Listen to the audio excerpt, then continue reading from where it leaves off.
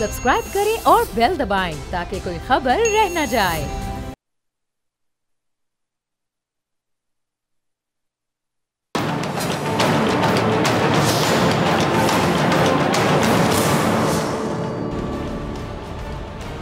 अस्सलामुअलैकुम, मैं हूँ डॉक्टर फ़िज़ा ख़ान और मैं हूँ पाकिस्तान। अल्हम्दुलिल्लाह अल्हम्दुलिल्लाह अल्हम्दुलिल्लाह कि आज हमारा सब्ज़ हिलाली परचम आज़ाद फ़ज़ाओं में लहरा रहा है। हम 25 करोड़ पाकिस्तानी दुनिया में अपनी शनाख्त और पहचान रखते हैं। हम आबादी के हिसाब से दुनिया की 5वीं बड़ी कौम हैं। हम मुसलमान ही नहीं बल्कि ईसाई, हिंदू और सिख भी हैं। हम मस्जिद, चर्च, गुरुद्वारा और मंदिर भी हैं। हम समंदर, दरियाओं, पहाड़ों, सरसब्ज मैदानों, सहराओं और खेतों खलियानों की सरजमीन है। हम 4 मौसम रखने वाली खुशकिस्मत धरती हैं।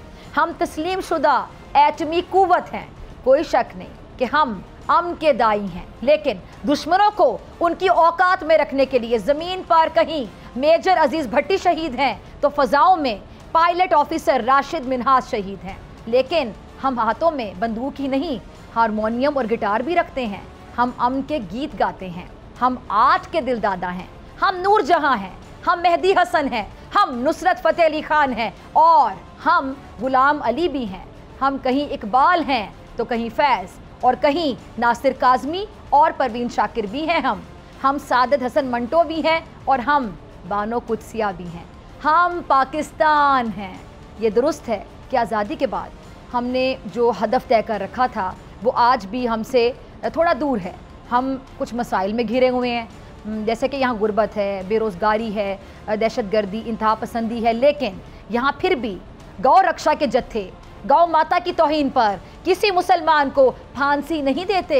यहाँ कोई संगठन तहरीक नहीं जो मुसलमानों, ईसाइयों या सिखों को हिंदू बनने की धमकियाँ दे।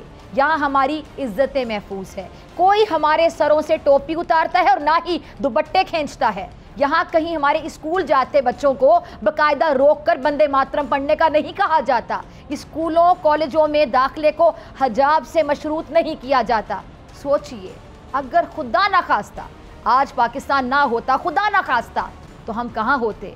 ना डॉक्टर फ़िज़ा ख़ान इस तरह मुखातिब होती और ना ही आप डॉक्टर फ़िज़ा ख़ान को यूँ सुन रहे होते।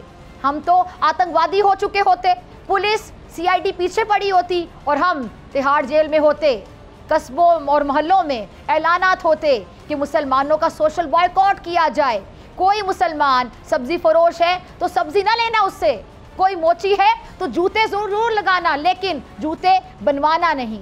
अगर मजदूर है तो काम ना देना। डॉक्टर है तो इलाज ना कराओ कि ऐसे जीवन से शमशान घाट भला है जो मुसले से मिले। अस्तगफिरुल्लाह। बात बड़ी वाज़ेह है। हिंदू और मुसलमान 2 अलग पहचान रखने वाली कौमें हैं। इनके रहन सहन, तौर तरीके बिल्कुल अलग हैं, जुदा हैं। दोनों अलग रहें तो इसी में भलाई है। अच्छा, ये जो सोच है, ये सोच कायद आज़म मोहम्मद अली जिन्ना की पहले हरगिज़ नहीं थी। वो एक कौम परस्त हिंदुस्तानी और हिंदू मुस्लिम इत्तेहाद के दाई थे।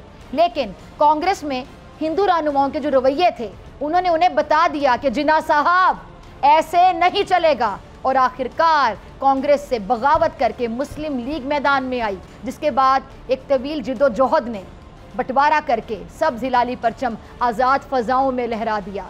आज हम इसी खूबसूरत यादगार दिन की एक याद मना रहे हैं और इंशाअल्लाह मनाते रहेंगे। इस वक्त मेरे साथ स्टूडियो बहुत ही काबिल शख्सियत मौजूद है।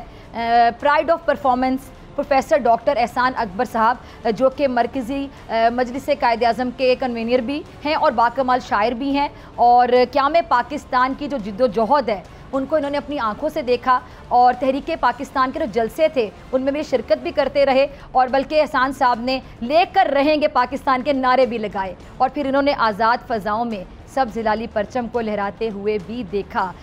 मेरे लिए बहुत ऑनर की बात है सर, आप तशरीफ़ लाए मेरे प्रोग्राम में। बहुत शुक्रिया आपका तशरीफ़ लाने के लिए डॉक्टर साहब। सबसे शुक्रिया आपका बुलाने का।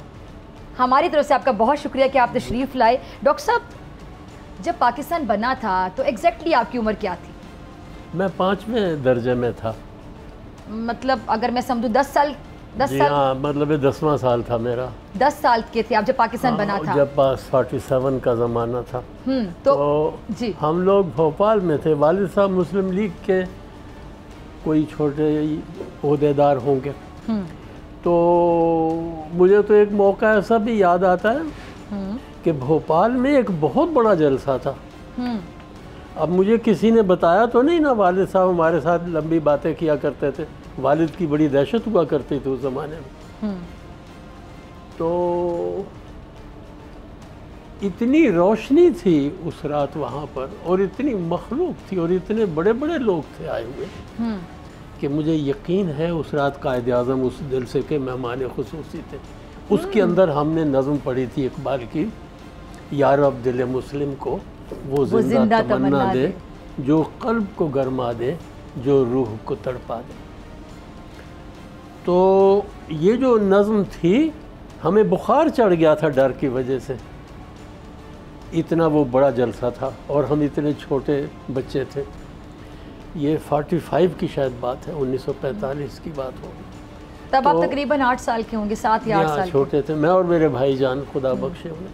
तो टांगे हमारी कांप रही थी और हम ये पढ़ रहे थे। तो वो ऐसे मतलब है कि ज़माने थे कि नवाए वक्त आता था और घर में पाकिस्तान की बहस चलती थी, पाकिस्तान होना चाहिए नहीं होना चाहिए, ये इंतकाल आबादी हो जाएगा तो कैसे होगा, और इंतकाल आबादी नहीं होगा तो क्या होगा। तो ये बहसें पूरी समझ में नहीं आती थी, लेकिन ये हमारे यहाँ होती थी।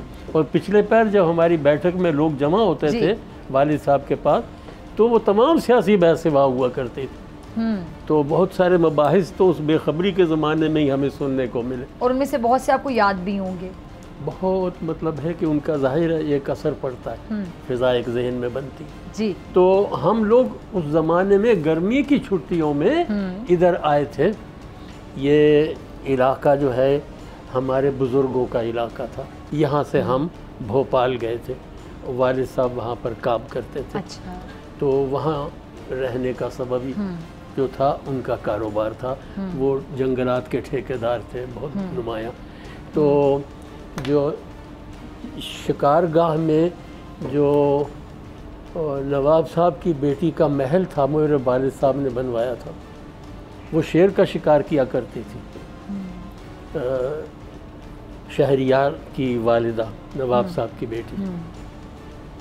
तो मतलब है कि एक और सर्कल था जिसके अंदर वालिद साहब मूव करते थे, जो कि मुल्क के बारे में सोचने वाले लोगों का, सियासत के बारे में बारीक बातों की मबाहिस करने वाला जो सर्कल था, इस तरह का। तो हम तो यहाँ गर्मी की छुट्टियाँ गुजारने आए थे कि ये बुज़ुर्गों का इलाका था, छुट्टियाँ हम यहाँ गुजारा करते थे। तो फिर वापस जाना महाल हो गया कि कत्लेआम शुरू हो गया, और कत्लेआम के तो यहाँ ऐसे हालात थे कि एक गाड़ी पूरी कटी हुई इंसानों की आई, और उसमें सिर्फ एक बच्चा बचा, जो सिर्फ इसलिए बच गया कि वो लाशों के नीचे आ गया था। तो एक गाड़ी जिसमें सब पूरी गाड़ी कटी हुई और टपकती हुई खून से टपकती हुई गाड़ी आई, इतना खून उसमें बहाया गया कि वो लाहौर तक निचड़ती हुई आई। आप ट्रेन की बात कर रहे हैं ना, रेलगाड़ी की? ये रेलगाड़ी, और उसमें कोई भी जिंदा नहीं था, सिर्फ एक बच्चे के अलावा एक बच्चा नीचे पड़ा, और वो भी बच्चा इसलिए बच गया कि उसके ऊपर लाशें। जो हमने उस जमाने सुनी, ये वो बात थी जो उस जमाने हमने सुनी। और आलम ये था कि महाजरीन निकल आते थे हर जगह से, लेकिन जब वो पंजाब, मशरकी पंजाब की हुदूद में आ जाते थे, तो वहाँ सिख बड़े बड़े लकड़ी के जो हैं गट्ठे वो रेलवे लाइन पर डाल देते थे, तो रेल वाले को ब्रेक लगानी पड़ती थी, तो फिर वो रेल सारी को लूट लेते थे। अब वो सारी रेल उनके रहमो करम पर होती थी, और मुसलमान के पास तो असलहा 46 से ही नहीं था। जब कांग्रेस की हुकूमत बनी है तो थानेदारों को ये एडवाइस भेजी गई कांग्रेस की सेंट्रल वर्किंग कमेटी की तरफ से कि मुसलमान के पास किसी जगह असला नहीं होना चाहिए, चाहे वो सरकारी अफसरी क्यों ना हो। तो बंदूकें भी ले ली गई थी, पिस्तौल भी ले लिए गए। उस ज़माने में एक आवाज़ सुनने को मिलती थी जिसका मुसलमान इंतज़ार करते थे, वो थी बलूच रेजिमेंट। इसका एहतराम से जिक्र करते थे लोग, इसका इंतज़ार करते थे घिरे हुए मुसलमान जो कि मुख्तलिफ इलाक़ों में काबू आ जाते थे सिखों हिंदुओं के। तो बलोच रेजिमेंट ने कई जगह बचाया लोगों को, वरना तो मुसलमानों का सरकारी सर्कल्स में, हुकूमती हलकों में कोई, मैं हैरान हूँ कि किस तरह की हुकूमत वो पंडित जी चला रहे थे कि कहीं इंतज़ाम नहीं किया गया था कि जो फसाद करने वाले हैं वो काफिलों को ना लूटें, औरतों को ना उठाएं, बच्चों को ना ले जाएं, लड़कियां ना ज़िबा करें और औरतों के साथ बुरा सलूक ना करें। ये सब कुछ उस ज़माने में हुआ। हम तो ज़ाहिर बात है किताबों में पढ़ते हैं, तारीख़ की किताबों में रोंगटे खड़े हो जाते हैं। आपने अपने होश में वो बहुत सी चीज़ें देखी क्योंकि आप 10 साल के थे, 5वीं जमात के तालिब इल्म थे, और आपने जो आपके थोड़े आपसे बड़े थे, 15 साल 16 साल की उम्र के जो आपके भाई होंगे, कज़न्स होंगे, उनसे जो बड़े थे, आंखों देख के वाक़या जब डिस्कस किए जाते थे। अब हमारे यहाँ कोई वाक़या हो जाए तो हम पूरा महीना उसको डिस्कस करते रहते हैं। तो आपको याद होगा कि जब हिजरत करके सब आए थे तो ये काफ़ी देर तक यही मामला डिस्कस होते रहे होंगे, क्योंकि आप बता रहे हैं कि खूनों से भरी हुई ट्रेनें आती थी और किस तरह दिल्ली से ट्रेन चढ़ती थी और लाहौर में आती थी और कटी हुई लाशें मिलती थी उसमें से। अभी जैसा कि आपने बताया कि एक बच्चा एक ट्रेन में सिर्फ एक बच्चा ज़िंदा आया, वो भी सिर्फ इसलिए बच गया कि उसके ऊपर लाशें पड़ी हुई थी, सिर्फ इसलिए बच गया। ये सारा कुछ किस्म दरी के वाक़यात भी बड़े हुए थे जो हमने सुने कि बहुत सी लड़कियों ने कुओं में छलांगे लगा दी अपनी इज़्ज़तें बचाने के लिए। बिल्कुल ये हुआ लड़कियों ने अपनी इज़्ज़तें बचाने के लिए, अपनी इस्मतें महफूज रखने के लिए अपने घरों के कुओं के अंदर छलांगे लगा दी। ये जब देखा कि बलवाई आ रहे हैं अंदर, और ये नारा अपना बोलते थे और दरवाजे घरों के तोड़ देते थे और एक अफरा तफरी का आलम, घरों में दाखिल हो जाते थे। जिसके हाथ वो उसने अमृता ने लिखा, जिस दे हाथ बाँ जिस दी आई ले गया जोरी जोरी, ना वीरा ने डोली टोरी, जिस दे हाथ बाँ जिस दी आई वो ले गया जोरो जोर। ये आलम था। तो अमृता ने पूरी बात नहीं की कि उसकी बरादरी नहीं सारा अंधेर मचाया था। अमृता प्रीतम पूरी बात करती तो ये कभी ना कहती कि आज आखा वारस शानू कि तो कबरी विचों बोल, आज किताब इश्क दा कोई अगला वर्का फोल, ते चिनाब दा पानी वो कभी ना कहती कि सुर्ख है, इसलिए कि वो ब्यास का पानी कहती सुर्ख है जो कि वहाँ से बह के आ रहा था। उसने कहा कि लौदी परी चनाब,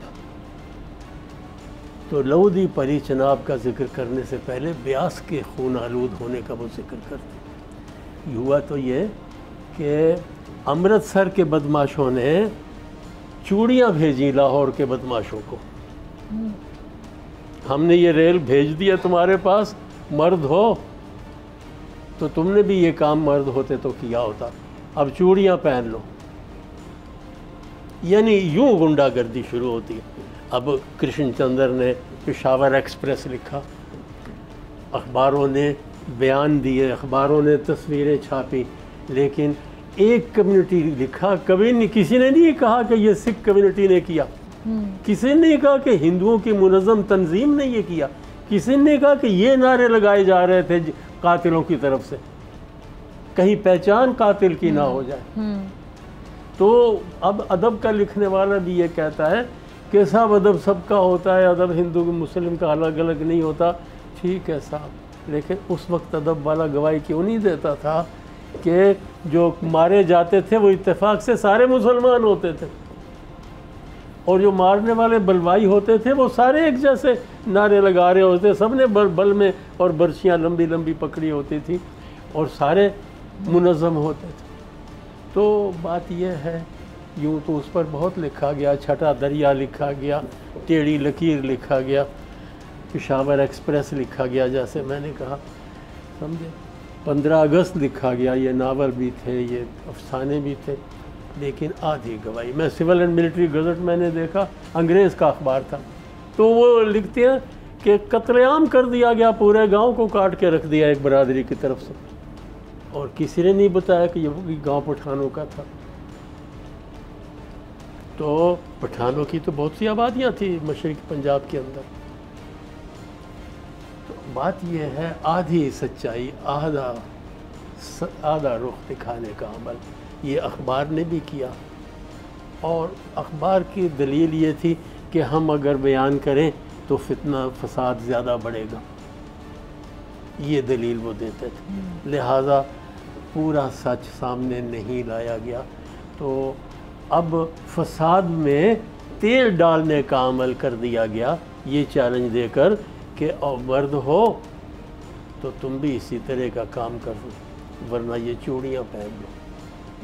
इसके बाद आम फिर खुला हुआ, ऐसे मिला था हमें वरना बड़ी सहूलत से लोग जा रहे थे, इधर से उधर जा रहे थे, उधर से इधर आ रहे थे। डॉक्टर साहब, इतनी कुर्बानियों से हमें पाकिस्तान मिला था, खून में डूबा हुआ। मुझे एक इंटरव्यू में मैंने टीवी को दिया तो मुझे पूछा कंपेयर ने, बड़े गोले छोड़े गए होंगे, बड़ी हवाइयाँ और बड़े वो अनार छोड़े गए होंगे और बड़े पटाखे बजे होंगे सारी। मैंने कहा खाक, ये तो एक कटे हुए ट्रेनें आने वालों का मुल्क था, ये तो लुटे हुए काफिलों का मुल्क था, जिनकी 70,000 लड़कियां उठा ली गई, 90,000 औरतें जिनकी गुम हुई। ये तो खून में डूबी हुई कहानी थी। तो उसमें पटाखे बजाने का होश किसके पास। और दूसरी बात ये कि मुसलमान गरीब बड़ा था, उसके पास इतने पैसे नहीं थे कि वो 4 आने का पटाखा बाज़ार से ख़रीद के बजाता। आने बहुत नहीं होते थे मुसलमान की जेब। ये तो आज है, पाकिस्तान की बख्शिश है। ये जो गाड़ियाँ देखते हो, हमने गलत जगह पर पैसा लगाया, ये गाड़ियों पर नहीं लगाना था हमें। हमने गलत जगह पर पैसा किया, पंप एंड शो पर नहीं लगाना था, उधार लेकर। हमारा हाल वही है गालिब वाला, बदले नहीं हम। कर्ज की पीते थे मैं, और दिल में कहते थे कि हाँ रंग लाएगी हमारी फाका मस्ती एक दिन। गालिब ने भी यही किया, हमने भी यही किया। बड़े सगीर का मुसलमान बदला नहीं, लेकिन एक जो बड़ी तब्दीली आई वो एक शख्स कायदे आज़म और उसकी मुस्लिम लीग के हाथों आई। उसने लिखा, स्टैनली वालपर्ट ने, कि कम ऐसा होता है कि किसी शख्स के हाथों कोई कौम बन जाए, इससे भी कम होता है कि किसी के हाथ से कोई मुल्क बन जाए, और इससे भी कम होता है कि कोई तारीख़ के ऊपर अपना निशान छोड़ जाए। कायदे आज़म के हाथों ये तीनों काम हुए। क्या बात। उस बड़े आदमी की लीडरशिप, बहुत बड़े आदमी। और आलम क्या था, मुझे याद है हमारे घर में रेडियो था जी। बरसात थी, बारिशें लगी हुई थी 47 में, जब अगस्त का महीना गुजर रहा था। 14 अगस्त जब गुजरा, तकसीम जब हो गई, जब हम वहाँ नहीं जा सके, यहीं रह गए, तो किसी ने पूछा, कायदे आज़म अंग्रेज़ी में तकरीर कर रहे थे, और बीच में कहीं कहीं उर्दू जितनी उन्हें आती थी और बीच में उर्दू लगाते जाते थे। तो किसी एक बाबा रो रहा था तकरीर सुन, तो किसी ने कहा, बाबा तुम्हें क्या पता बाबा जी क्या कह रहे हैं। उसने कहा, मुझे ये तो नहीं पता वो क्या कह रहे हैं, पर ये पता है जो कह रहे हैं सारा ही सच है। क्या बात।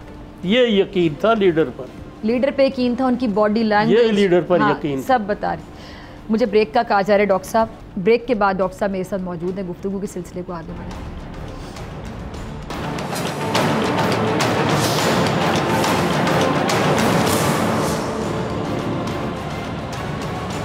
वेलकम बैक नाजरीन। 14 अगस्त के हवाले से आज एक स्पेशल प्रोग्राम मैं कर रही हूँ, और मेरे लिए किसी एजाज़ से काम नहीं। डॉक्टर साहब यहाँ पे तशरीफ़ रखते हैं।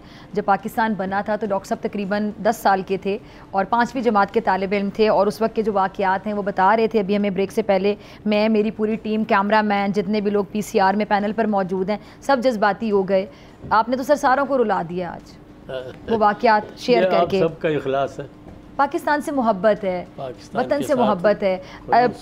अच्छा डॉक्टर साहब, जैसे आप ब्रेक से पहले बता रहे थे, जिन लोगों ने अभी बोल न्यूज़ लगाया है, आपने बहुत चीज़ें किताबों में पढ़ी होंगी, तारीख की किताबों में, कि जी जब पाकिस्तान बना था 1947 में, 14 अगस्त 1947 में, तो क्या हालात थे जब लोगों ने वहाँ से हिजरत की, तो किस तरह ट्रेनें आती थीं, दिल्ली से ट्रेन चलती थी और लाहौर में जब ट्रेन आकर रुकती थी तो लाशें निकलती थीं, उसमें से खून से भरी होती थी वो ट्रेनें। अभी डॉक्टर साहब ने एक ट्रेन के बारे में बताया कि एक रेलगाड़ी ऐसी आई जिसमें 2 लोग भी ज़िंदा नहीं थे, होता ना कि 2 या 3 लोग ज़िंदा हों, सब लाशें थी, सबको मार दिया गया था। और हादसाती तौर पे कह लें कि एक बच्चा बच गया था। मैं हादसाती तौर पे इसलिए कह रही हूँ कि वो बता रहे हैं कि वो बच्चा इसलिए बच गया था, शायद उसको भी मार दिया जाता, कि वो बच्चा लाशों के नीचे दब गया था। तमाम लाशें उस बच्चे के ऊपर गिरी हुई थी और वो बच्चा शायद इसलिए बच गया था। अच्छा डॉक्टर साहब, जब लुट्टे पटे जब काफिले आते थे वहाँ से, मुहाजिरीन जब आते थे तो उनको कैसे जगह दी जाती थी अपने घरों में? उस टाइम पर तो जो जज्बा था वो बहुत ज़्यादा होगा। मैं मतलब शायद अल्फाज में ना आपसे पूछ सकूंगी ना अल्फाज इंसाफ कर सकेंगे। मैं आपसे जानना चाहती हूँ कि उन लोगों को कैसे, यहाँ के लोग जो ऑलरेडी आ चुके थे, कैसे उनको वेलकम किया जाता था, अपने घरों में जगह दी जाती थी? कभी आप उस ज़माने की तस्वीरें देखें, ब्लैक एंड वाइट में मिलती हैं तस्वीरें, रंगीन तस्वीरें कौन ले सकता था? गरीबों का काफिला था और गरीब ही उसके मुसव्विर थे, और वो उनकी तौफीक भी नहीं रखते कि ब्लैक कलर टीवी वगैरह के लिए वो कलर पिक्चर्स ले सकते।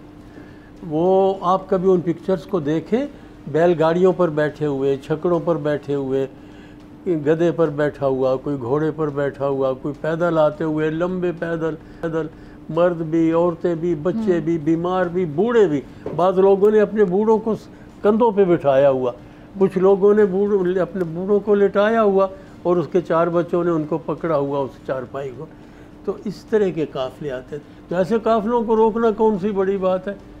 ये तो पैदल सफ़र वाले लोग थे, और इनको काट डालना किसी भी मुसल्ला ग्रुप के लिए, चाहे वो 4 आदमी ग्रुप क्यों ना हो, ऐसे बड़े काफ़िले को काट के बराबर कर सकते। तो उस ज़माने में लोग उठाए गए, औरतें उठाई गईं, बच्चे उठाए गए, संगीनों में परो दिए गए। बच्चों को उछालते थे, उसके पेट के नीचे संगीन कर देते थे।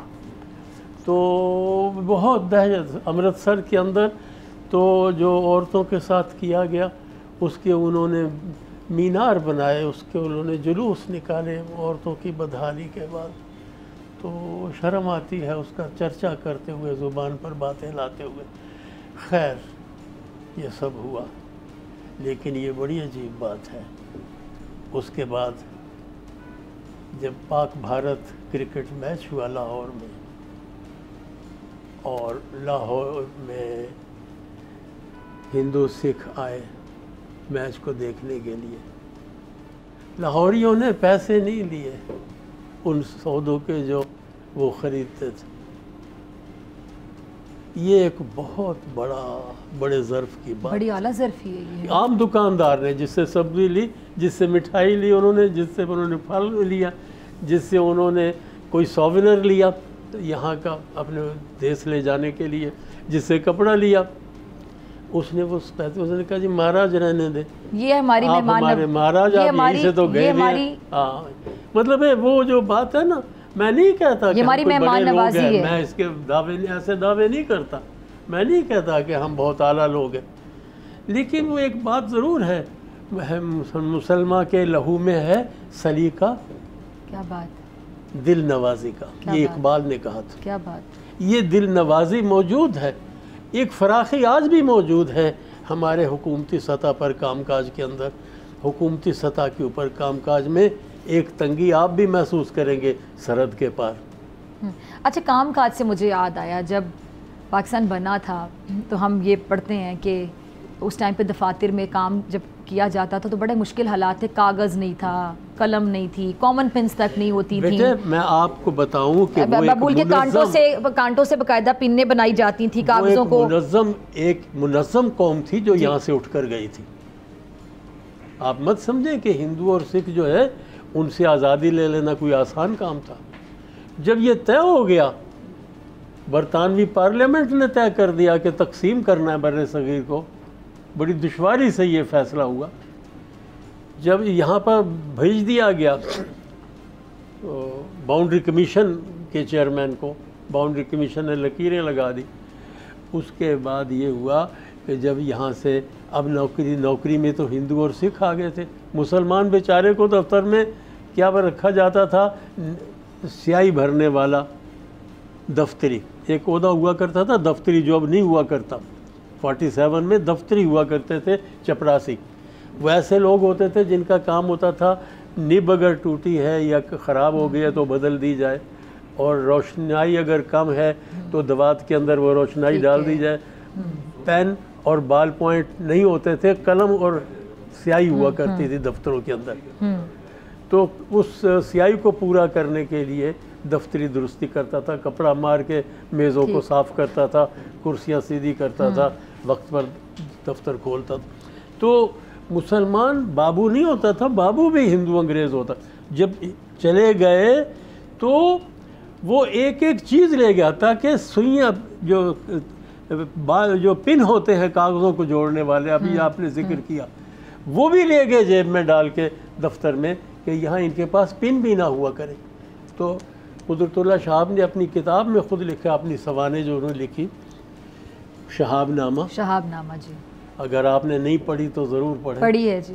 शहाबनामे में लिखते हैं कि हम लोग दफ्तरों को जाते हुए झाड़ियों से कांटे तोड़ कर ले जाते थे जेब में रख के, क्योंकि कागज़ों को जोड़ने के लिए पिन नहीं होते थे, और पिन इंपोर्ट करने पर भी तो पैसे लगते थे, इंपोर्ट नहीं करते थे, हम उन्हीं से काम चलाते थे जो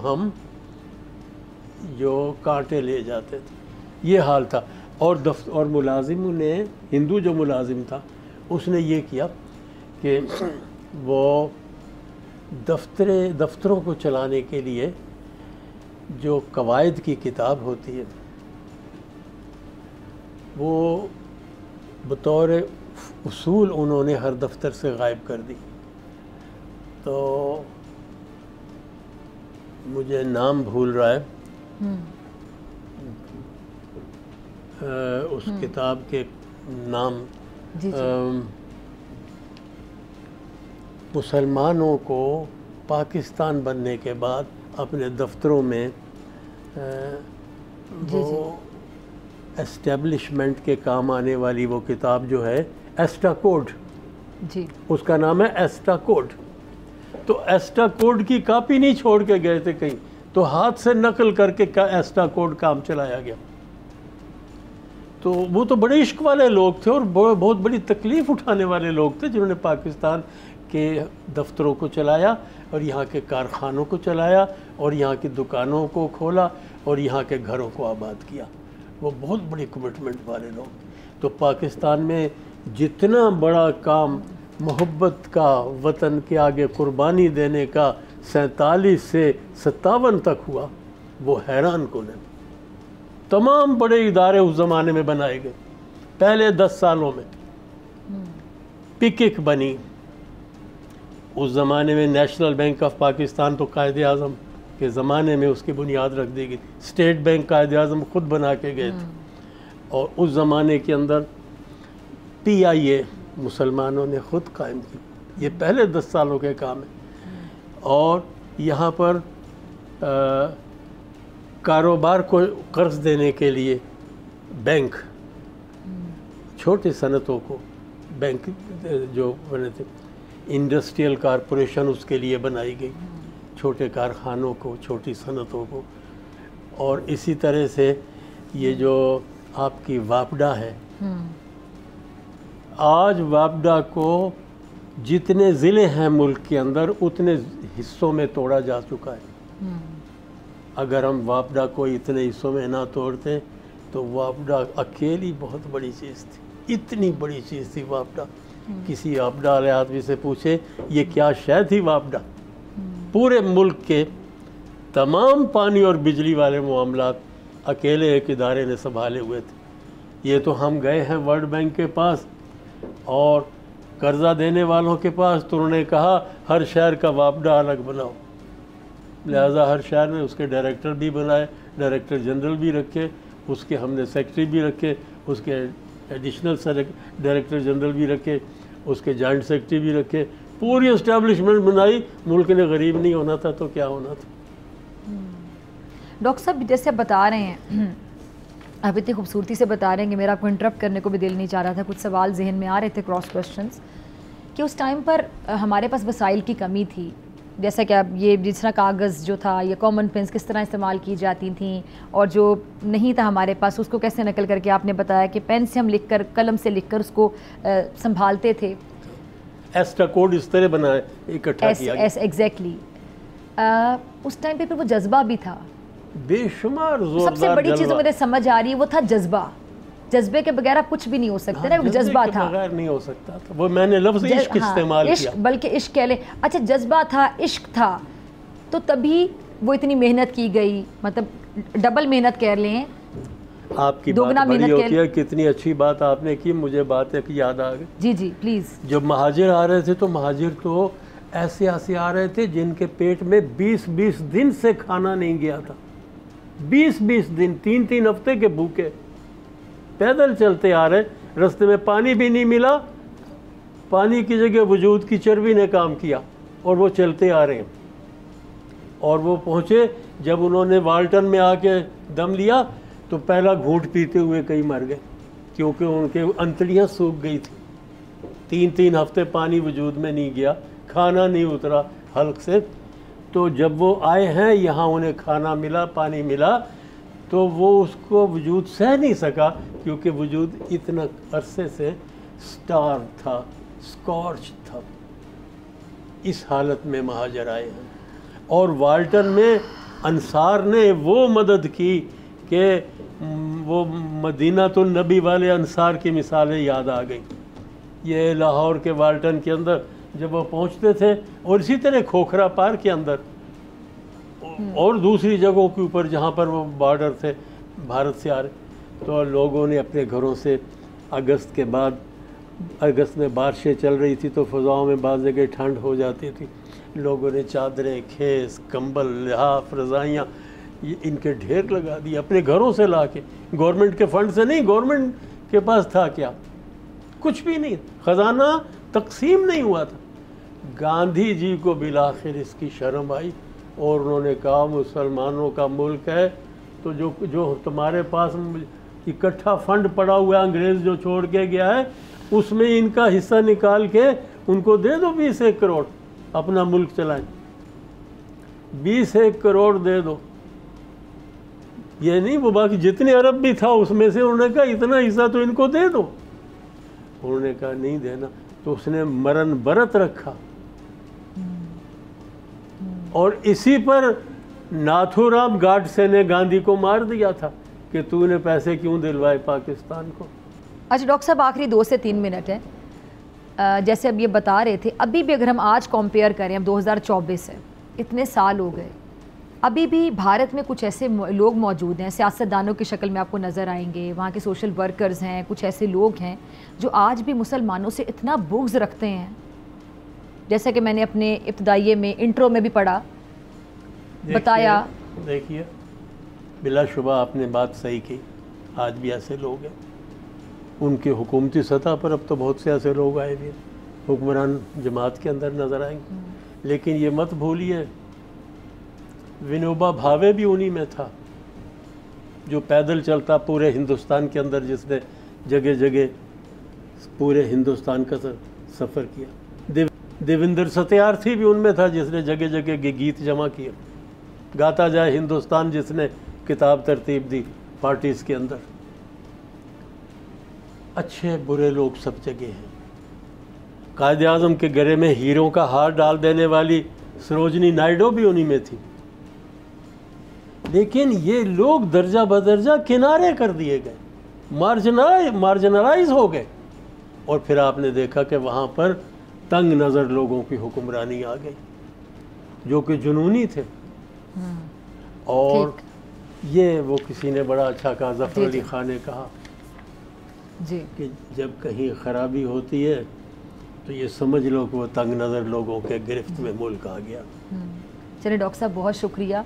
वक्त कैसे ख़त्म हुआ प्रोग्राम का पता नहीं चला, और आपके से 2 घंटे या 3 घंटे की भी हम डिस्कस कर सकते थे इस प्रोग्राम में।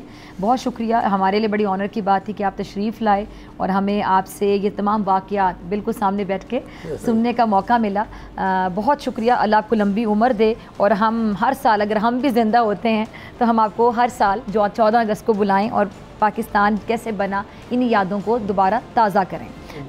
बहुत शुक्रिया डॉक्टर साहब आपके वक्त के लिए, तशरीफ़ लाने के लिए, और इसी के साथ मुझे दीजिए इजाज़त। आपसे मुलाकात होगी इंशाल्लाह कल सेम टाइम सेम चैनल। अगर ज़िंदगी ने वफ़ा की, दुआओं में याद रखिएगा, अपना बहुत ख्याल रखिएगा। अल्लाह के बाद